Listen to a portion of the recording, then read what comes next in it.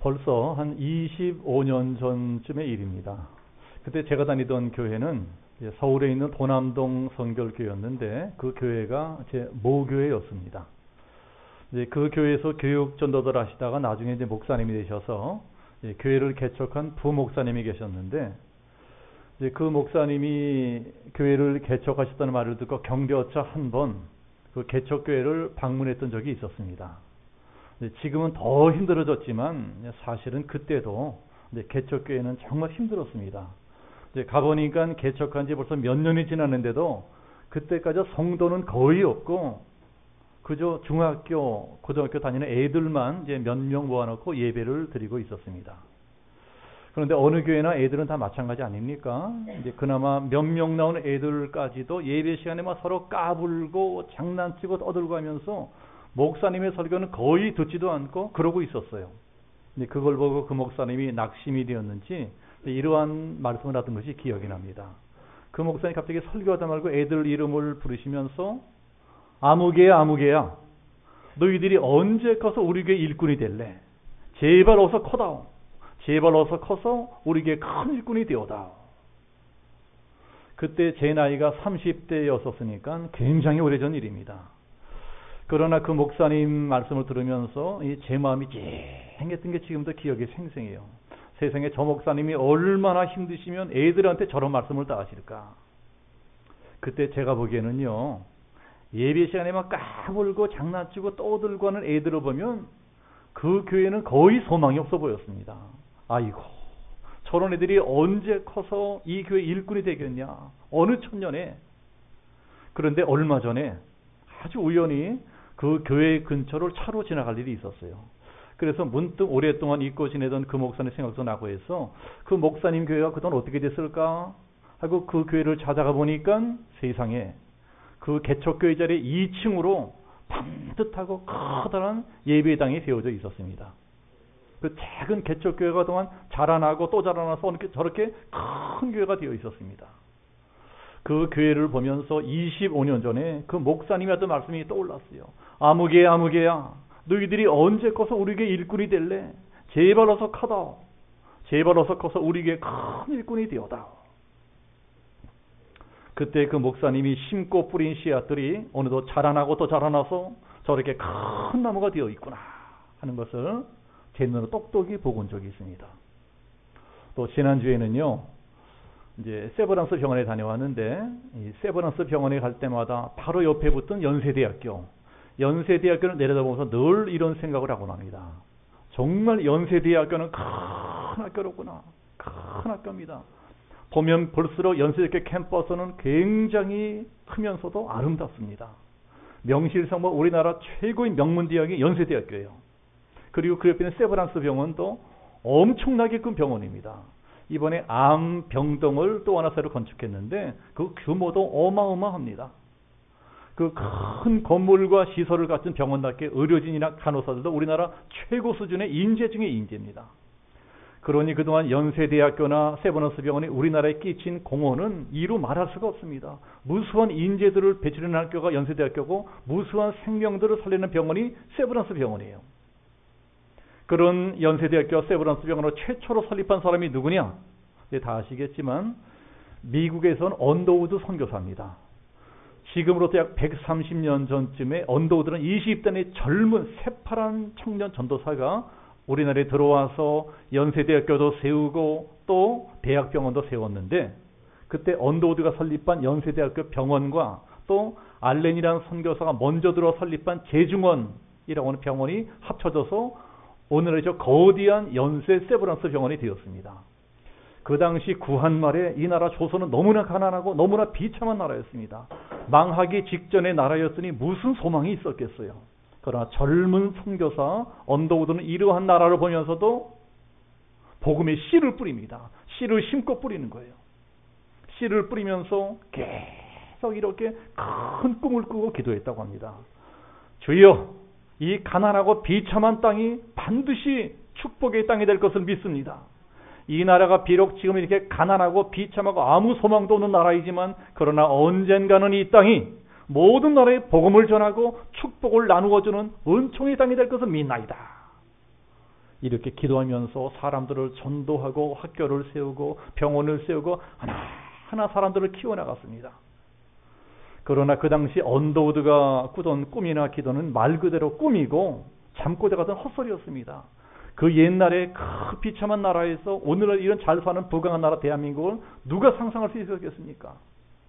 그러나 언더우드는 그저 성경적으로 작은 씨앗을 심으면서 꿈을 꾸고 꿈꾸며 기도했을 뿐인데 그 결과가 이렇게 창대한 축복의 결실로 나타난 것입니다. 여러분, 우리가 작은 씨라도 부지런히 심고 큰 꿈을 꾸는 것이 이렇게 중요한 것입니다.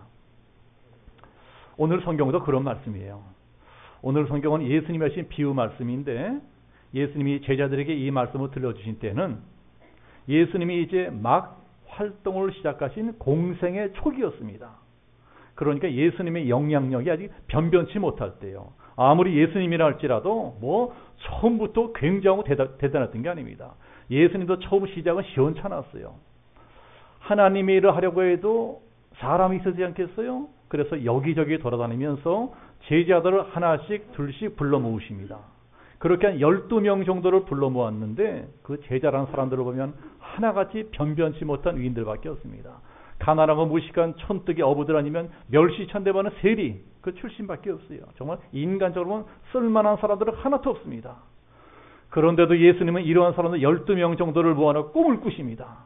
꿈을 꾸십니다. 무슨 꿈이냐? 내 이 12명을 온 세상을 뒤집어 놓겠다. 바꿔놓겠다. 이 12사람으로 온 세상에 전 지구상에 천국 복음을 전파하겠다. 그건 정말 말도 안 되는 꿈이었습니다. 제자들 한 사람 한 사람 보면은 세상을 바꾸기는커녕 자기 인생 하나도 바꾸지 못할 그런 위인들이에요. 도무지 무식해서 아무리 좋은 설교도 알아먹지를 못하고 아무리 큰 기적을 보여줘도 도무지 믿음이 자라나지는 않습니다. 그럼에도 불구하고 예수님은 부지런히 말씀의 씨를 심으면서 꿈을 꾸십니다. 그리고 이게 도대체 뭔 말인지 알아듣지도 못하는 제자들에게 부득부득 예수님 자신이 꾸고 있는 꿈 이야기를 들려주시는 거예요. 얘들아 내 꿈 이야기를 들어보렴. 내 이야기를 들어봐라. 그게 바로 오늘 우리가 읽은 성경이에요. 어떤 사람이 밭에 아주 작은 겨자씨 하나를 심습니다. 그 겨자에 싹이 나는 거예요. 그 싹이 점점 자라나서 나무가 됩니다. 점점 큰 나무에서 사방으로 가지를 쭉쭉 뻗어가요. 그 쭉쭉 뻗어가는 가지로부터 나뭇잎이 울창하게 우거집니다. 그러자 새들이 날라와서 둥지를 들고 새끼를 낳아요. 그 작은 겨자씨 한 알이 어느새 그렇게 큰 나무로 자라서 많은 새들의 안식처가 되고 온 세상에 새들의 아름다운 노래가 울려 퍼지게 그렇게 되었다는 예수님이 갖고 계시는 꿈 이야기. 이게 꿈 이야기예요. 이 이야기를 들려주시면서 예수님이 제자들에게 무슨 말씀을 하고 싶었을까요? 얘들아, 너희들도 이런 꿈을 가져라. 작은 씨를 가지면 뿌리면서 큰 꿈을 꾸어라. 오늘날도 예수님께서는 2000년 전 제자들을 부르셔 똑같이 저하고 여러분들을 이 자리로 불러 모으셨습니다. 여러분이 양주 명성교라는 작은 개척에 먼저 저라고 하는 목사를 심으시고 그 다음 여러분들을 한 번 한 번 불러 모으셨어요. 그런데 과연 저나 여러분들에게 무엇을 기대하며 부르셨겠습니까? 또 우리들은 어떻게 해야 예수님의 꿈을 이루어드리는 그러한 사람이 될 수 있을까요? 자, 오늘 말씀 비록 짧지만 이 귀한 교훈을 우리들이 가르쳐주고 계십니다. 지금은 비록 우리가 이렇게 작고 부족하고 힘이 없을지라도 하나님께 쓰임받는 큰 인물, 큰 교회가 되려면 과연 어떤 생각을 하며 살아야 되겠는가? 첫 번째, 내가 지금 작다고 낙심하지 말라는 거예요.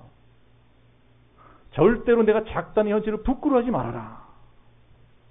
그러나 사실 우리가 작다는 것은 현실 아닙니까? 우리 교회는 교회 자체도 적지만 우리 교회에 다니는 성도님들도 뭐 크게 성공한 분도 안 계시고 뭐 큰 돈으로 부자도 안 계세요. 다 그냥 그렇게 사시는 분들이십니다. 혹시 옛날에 큰 일을 하신 분이 계시더라도 또 혹시 옛날에 큰 돈을 벌어본 분이 계시더라도 말 그대로 옛날 이야기입니다. 그래 작다는 건 우리에게 현실이에요. 이걸 인정해야 됩니다. 이 이상의 작은 개척교회는 뭐 교회로 쳐주지 않는 그런 분들도 있더라고요. 그래서 이 작은 교회는 모든 게 손해입니다.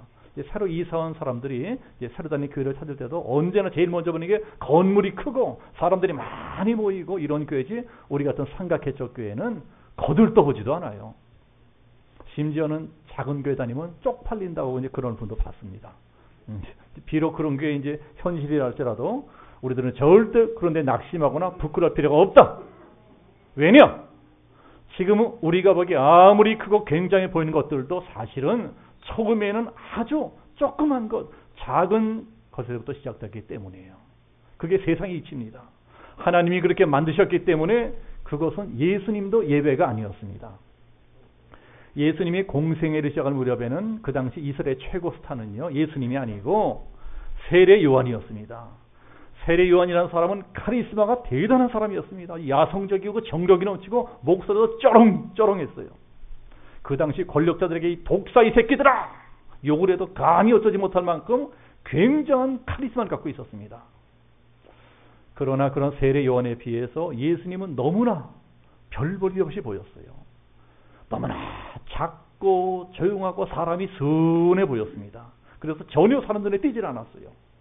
그러니 만약 세례 요한이 예수님에 대해서 이분이야말로 우리가 기다리는 메시아다, 구세주다 이렇게 말하지 않았더라면 아무도 예수님은 거들떠도 안 봤을 거예요. 그만큼 예수님이 겉보기에는 작고 시시하게 보였습니다. 그러나 그 대단한 세례 요한이 예수님을 구세주라고 깍듯이 받들어 모시는 걸 보고 사람들이 뭔가 기대감을 가지고 예수님을 따라다닙니다. 세례 요한이 저러는 걸 보니 그래도 저 사람이 뭔가 한 방에 있는 사람이 모양이다. 뭔가 한 가닥한 사람이 모양이다. 그런 이제 세례 요한 대신에 저 사람들 줄을 서보자. 그러고 예수님을 열심히 쫓아다니는데 이게 뭐야? 아무리 쫓아다녀도 별 볼이 없는 거예요. 기대했던 만큼 굉장한 일이 나타나지가 않아요. 물론 예수님도 판판 놀고 있지는 않았어요. 부지런히 다니시면서 병자도 고쳐주시고 귀도 고쳐주시고 기적도 일으켜주셨습니다. 그러나 암만 그런 기적이 일어나면 뭐합니까? 그래도 그런 것들이 어째 자기들 생각보다 영 시원찮은 거예요. 기적이 일어나면 좀 세상이 화끈하게 뒤집어져 버리고 자기들도 금방 높아지고 대우받고 이래야 신날 것 같은데 그렇게 됐기는커녕 어떻게 된 게 점점 방해꾼만 생겨납니다. 세례 요한한테 찍소리 못하던 제사장 서기관 바리새인들이 이상 예수님은 만만하게 보고 사사건건 트집자고 회방을 합니다. 또 예수님이 아무리 훌륭한 설교를 하고 아무리 많은 기적을 일으켜 주셔도 금방금방 예수 믿는 사람들이 늘어나는 것도 아니에요. 누가복음 13장 보면 예수님이 제자들을 전도하러 내보내는 말씀이 나옵니다. 전도하러 가라. 그런데 전도하러 갔다 돌아온 제자들이 예수님께 불평을 합니다. 뭐라고 불평하는 거니? 주여, 구원을 얻는 자가 적으니까. 이게 무슨 소리냐? 왜 우리가 아무리 전도해도 도무지 믿으려는 사람이 이렇게 적으냐는 거예요. 또 왜 그렇습니까? 왜 이렇게 사람들이 우리를 안 믿습니까? 왜 이렇게 우리들의 영향력이 작고 왜소합니까? 솔직히 요새 우리도 그렇잖아요. 아무리 전도해도 사람들이 믿지를 않아요. 귀를 나오지 않습니다. 이때 들려주시는 이야기가 겨자씨 비유예요. 이 말씀. 너희들 작다고 불평하지 말고 이 겨자씨의 비밀을 깨달아라. 이 겨자씨 비유가 무엇을 뜻합니까? 너희들이 보는 것처럼 물론 겨자씨는 작다. 그러나 그 작다는 것이 무슨 문제가 된다는 말이냐? 지금 우리 눈에 보이는 작은 것이 겨자씨의 전부가 아니다. 왜냐? 겨자씨는 앞으로도 계속 자라날 것이기 때문이다. 그래서 우리도 오늘의 작다는 현실을 절대로 낙심하거나 부끄러울 필요가 없다. 아무리 작아도 땅에 심겨진 겨자씨는 때가 차면 반드시 큰 나무로 자라날 것이다. 반드시 그렇게 될 것이다. 이게 바로 오늘 말씀이 주는 첫 번째 교훈입니다. 제 생각에는요, 이 겨자씨 비유는 특히 우리 한국 사람들이 더 잘 새겨들어야 될 것 같아요. 우리나라는 워낙 땅덩어리가 작은 나라라 그런지 작은 것에 대한 콤플렉스가 있습니다. 여전히 큰 것만 좋아해요. 우리나라 이름부터가 무슨 나라예요? 대한민국.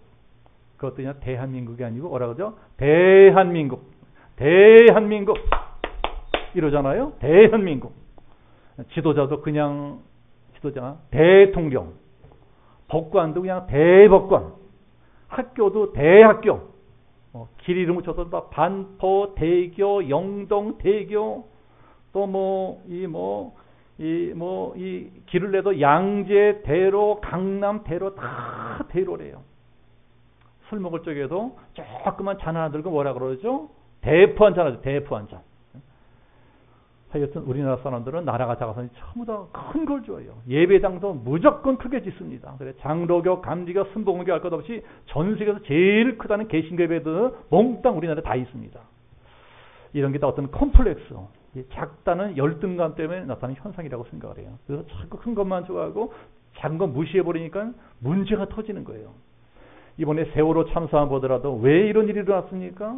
청해진 해운이라든가 해양수산부나 해경이나 꼭 지켜야 될 작은 규정들을 무시하고 지키지 않았기 때문에 이렇게 된 것입니다. 그까지 이러다가 이런 엄청난 비극이 일어났어요. 옛날에 뭐 성수대교 무너지고 삼풍백화점 무너지고 다 마찬가지입니다. 그 큰 다리와 큰 건물들이 왜 무너졌습니까? 그거 지을 적에 작은 걸 무시했기 때문이에요. 공사하는 사람들이 작은 나사못 하나, 작은 시멘트 한 포대, 작은 벽돌 하나만을 제대로 썼더라면 절대로 무너지지 않았을 것입니다. 작은 것이 이렇게 중요한데도 우리는 작은 거라면 무조건 시시하게 생각하고 무조건 부끄러워해요. 그게 우리나라만 그런 것이 아니고 이스라엘도 조그만 나라였기 때문에 예수님의 제자들도 그랬던 모양이에요. 우리가 이렇게 작고 힘이 없으니 언제나 크게 되겠느냐? 어느 천년에 저 강대 로마를 몰아내고 우리나라가 식민지에서 해방되겠느냐? 그렇게 낙심해 있는 제자들에게 예수님이 작은 겨자씨 이야기를 들려주십니다. 얘들아, 처음부터 크게 되는 건 없다. 아무리 크게 보이고 위대해 보이는 것들이라도 그 모든 것들은 처음엔 아주 작은 것으로부터 시작이 되느니라. 그리고 다 어떤 과정을 거치게 되어 있는 것이다. 한꺼번에 어느 날 갑자기 커지기를 바라는 건 잘못된 거야. 그리고 말씀을 하시는 거예요. 우리 다시 한번 26절부터 29절까지 자, 한번 합독해 보겠습니다. 26절부터 29절 다 같이 시작. 또 이르시되 하나님의 나라는 사람이 씨를 땅에 뿌린 것 같으니 그가 밤낮 자고 깨고 하는 중에 씨가 나서 자라되 어떻게 그리 된지를 알 못하느니라. 땅이 스스로 열매를 맺되 처음에는 싹이요 다음에는 이삭이요 그 다음에는 이삭의 충실한 곡식이라. 열매가 익으면 그 낫을 되나니 이는 추수 때가 이르렀으니라. 자, 이게 무슨 말씀입니까? 열매를 거두기 위해서는 반드시 어떠한 과정을 거쳐야 된다는 거예요. 그 이야기를 하시려고 먼저 씨가 자라나는 과정을 설명해 주십니다. 처음에는 싹이다. 그 다음에는 이삭이다. 그 다음에야 충실한 곡식도 되고 열매가 된다. 모든 일에 다 과정이 있다는 거예요. 우리 신앙생활도 마찬가지입니다. 그런데 우리들은 뭐든지 빨리빨리 되기를 바라죠. 예수 믿자마자 금방 잘 되기를 바라고 교회 나오자마자 금방 부자 되기를 바랍니다. 기도도 어디 그저 짓거리만큼 조금 해놓고는 만사형통하기를 바랍니다. 도무지 참고 기다리지 못하는 거예요.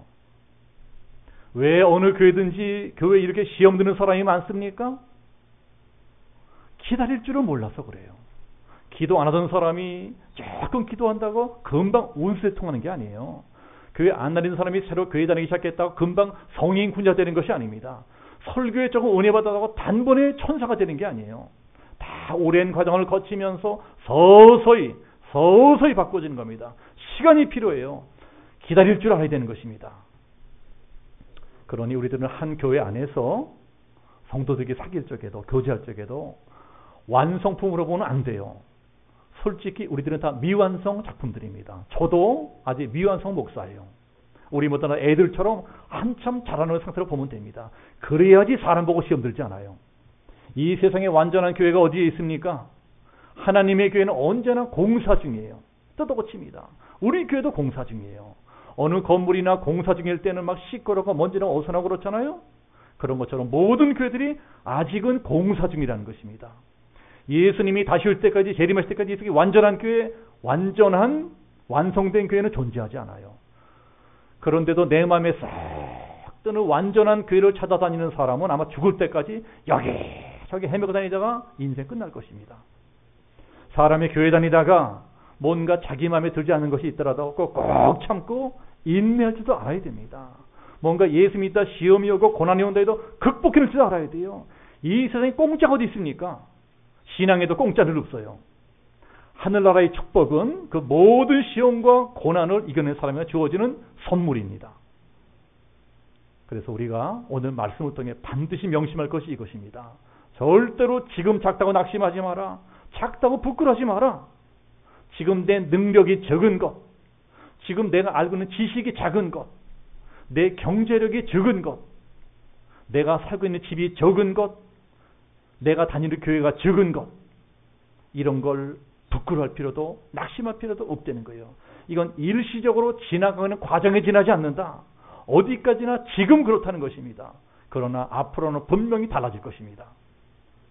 우리가 작다는 건 현실이에요. 우리가 가난하고 힘이 없고 어렵다는 것, 이것도 분명히 현실입니다. 그러나 성경은 오늘 우리에게 무엇을 말씀합니까? 작다고 낙심하거나 작다고 부끄러워하지 마라. 오히려 네 시작은 미약하였으나 내 마지막은 심히 창대하리라. 이거 믿으시는 분들은 아멘 하시기 축복합니다. 자, 두 번째는요, 내 안에 있는 위대한 가능성을 바라보려는 거예요. 가능성. 아직 발굴되지 못하고 내 안에 잠재되어 있는 커다란 가능성을 바라보려는 거예요. 남녀노소 빈부귀천을 막론하고 하나님이 사용하는 사람에게는 반드시 한 가지 공통점이 있습니다. 그게 무엇일까요? 그런 사람들은요, 뭔가 꿈이 있어요. 뭔가 인생의 목표가 있습니다. 하나님은 그런 사람만 사용하십니다. 꿈도 없이 목표도 없이 아무렇게나 헬렐레 막 살아가는 사람을 하나님께 들어쓰시는 경우는 거의 없습니다. 오히려 성경은 꿈이 없는 백성은 망하느니라 말씀하고 있습니다. 그러면 우리가 어떻게 해야지 그런 꿈을 가진 사람, 하나님께 쓰임받는 사람이 될 수 있을까요? 내 안에 있는 어떤 가능성, 위대한 가능성을 바라봐야 된다는 거예요. 예수님이 오늘 성경에서 왜 하필 겨자씨를 비유로 말씀하셨을까요? 작기 때문에? 겨자씨가 작기 때문에 그런 것이 아니고 뭔가 다른 의미가 있는 거예요. 그저 작은 것만 강조하셨다면 겨자씨 말고도 작은 거는 많아요. 이 모래알 얼마나 작습니까? 또 먼지 얼마나 작아요? 그러나 겨자씨를 굳이 비유로 선택한 이유는 겨자씨가 모래알하고 먼지하고 다른 게 있다면 그게 뭐겠습니까? 생명력이에요. 겨자씨는 작지만 생명력이 있습니다. 그래서 어떻게 됩니까?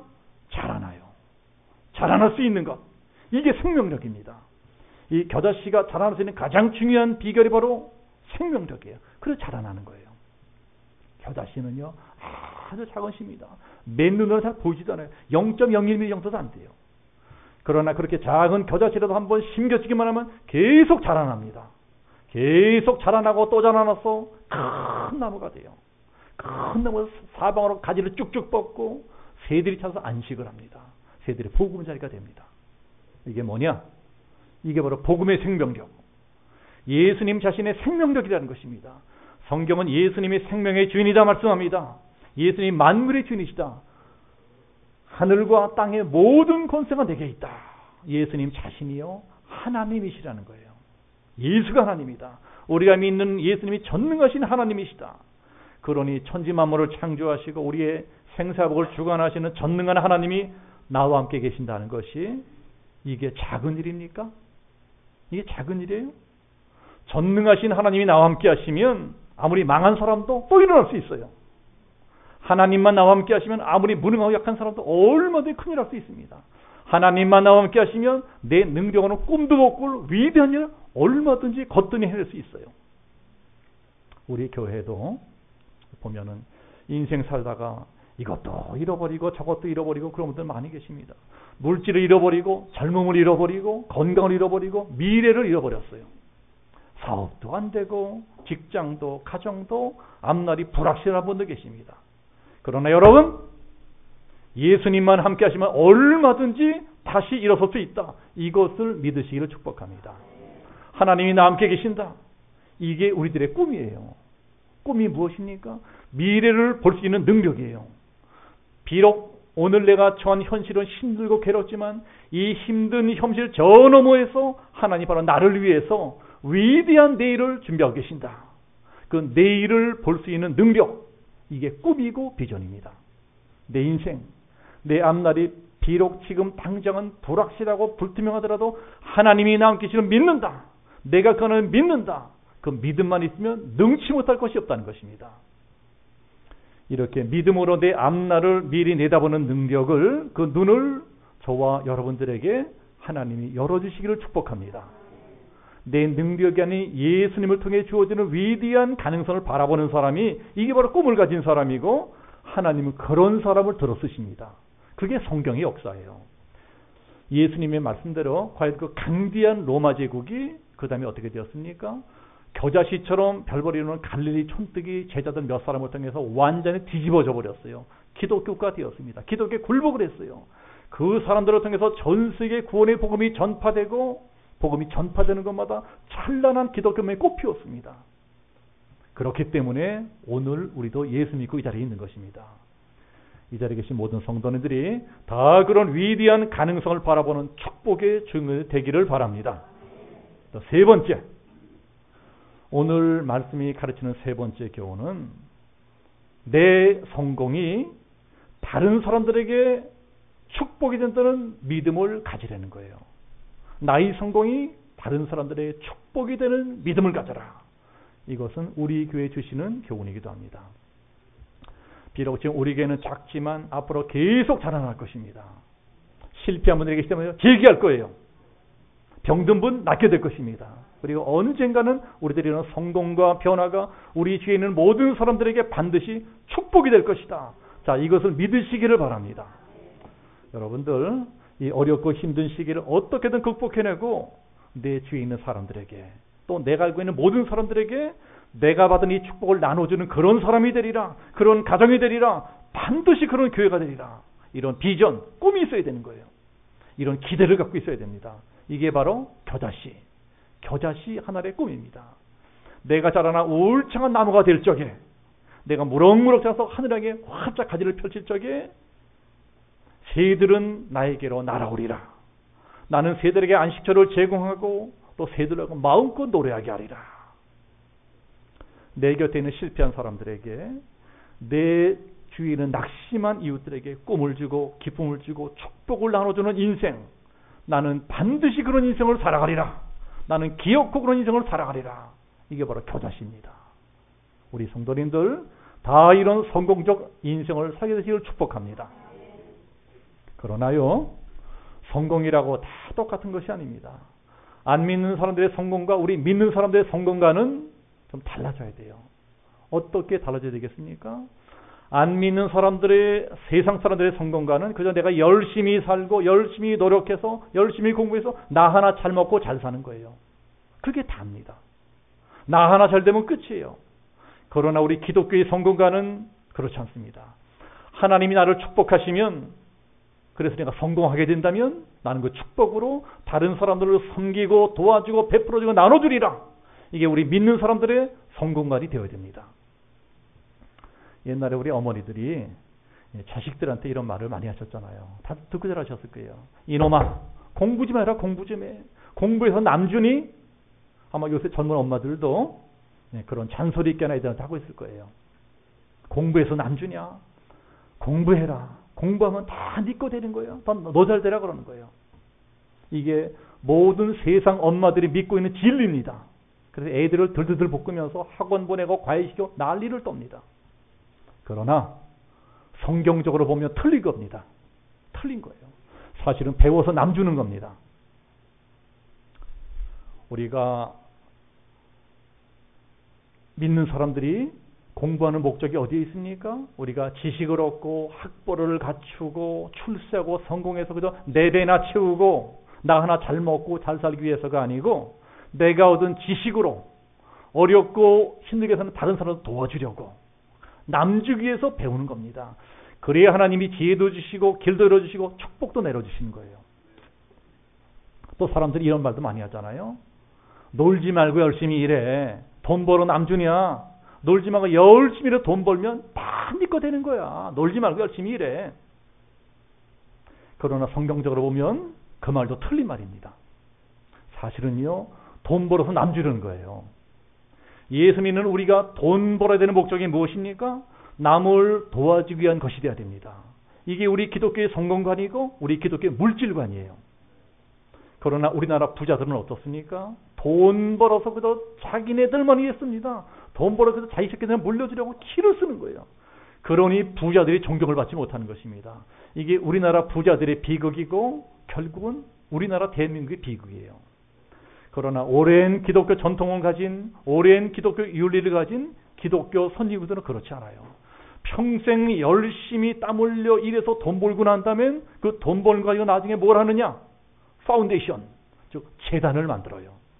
그리고 자기 전 재산을 철저하게 공익을 위해 사용합니다. 자기가 평생 열심히 일해서 번 돈을 도로 사회로 환원합니다. 그리고 가난한 사람, 어려운 사람을 도와주면서 인생을 마무리합니다. 이런 걸 바로 기독교 자본주의라고 합니다. 종교개혁이 일어난 나라들, 스위스, 독일, 이런 구라파 성지 운영하고 있는 자본주의는 거의 다 이런 기독교 자본주의 전통에 바탕을 두고 있어요. 그래서 그런 나라들은 부자들이 사회적으로 존경을 받습니다. 그런데 이런 전통이면 우리나라는 정작 알맹이가 쏙 빠지 않아 더럽고 천박한 자본주의를 받아들였어요. 그 결과 부자는 많아졌지만 그게 하나같이 더럽고 부패한 졸부들밖에 없어요. 그런 사람들이 부를 축적하는 과정이 곧 우리나라 부정부패 역사입니다. 참으로 통탄할 일입니다. 그래서 장관 하나 임명할 적에도 청문회가 이렇게 시끄러운 거예요. 쓸만한 인간이 이렇게 없는 것입니다. 지금 나라 돌아가는 꼴을 보세요. 돈 분께 하나 벌었던 사람 중에 쓸만한 사람 이렇게 찾기 힘든 거예요.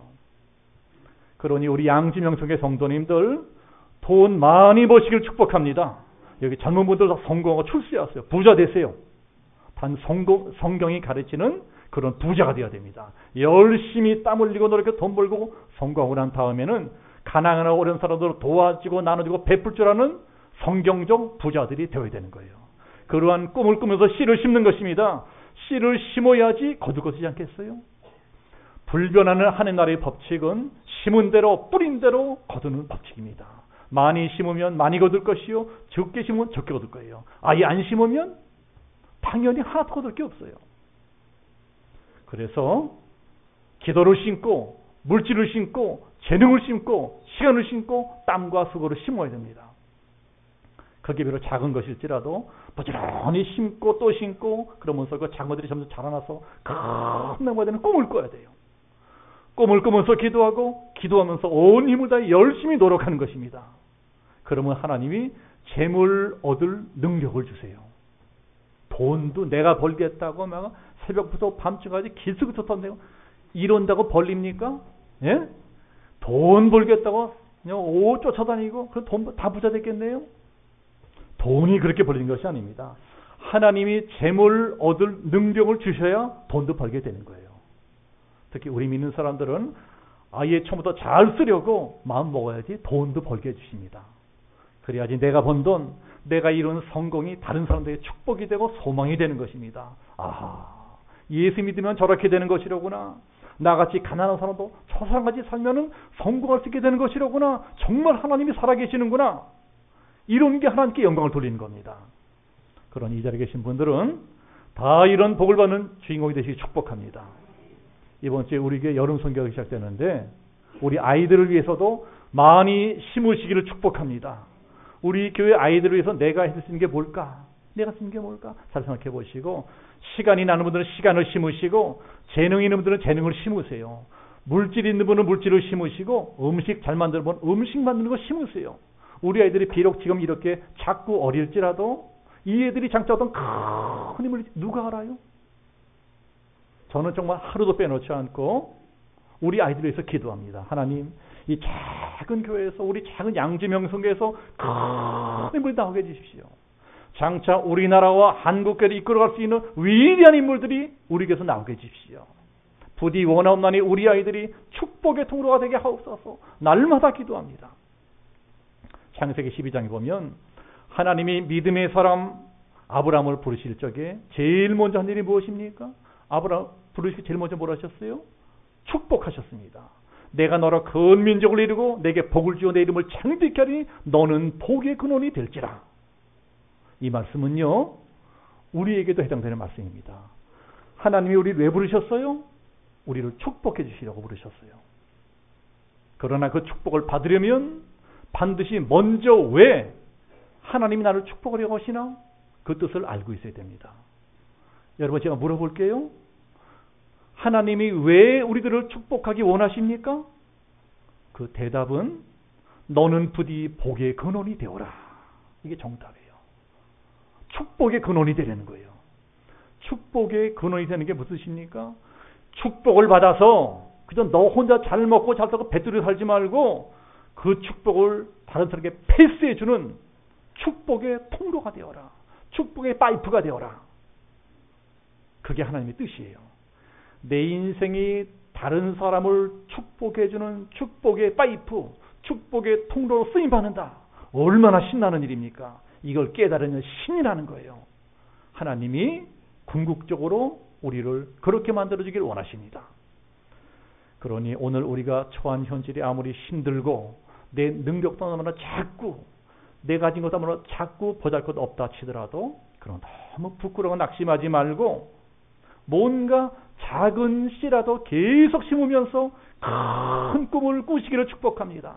어른들은요, 우리 아이들, 내 손주들 위해서 심으면서 꿈을 꾸는 거예요. 하나님, 우리 손주가, 우리 아이들이 큰 인물 되게 없어서 무엇인가 내가 심을 것을 심으면서 우리 아이들에서 기도하면 그대로 될 것입니다. 그저 나 하나 잘 먹고 잘 살겠다고 기쑥이라는 것이 아니라 내가 이왕 태어나서 축복의 통로로 쓰임받으리라. 이러한 소망을 가지시고 하루하루 최선을 다해서 열심히 일하시길 축복합니다. 열심히 기도하면서 열심히 일하는 것입니다. 이 한 주간도 이런 작은 겨자씨 믿음을 심고 큰 꿈을 꾸면서 승리하시는 우리 모든 성도님 되시기를 예수님으로 축복하며 기도합니다. 우리 함께 기도하겠습니다.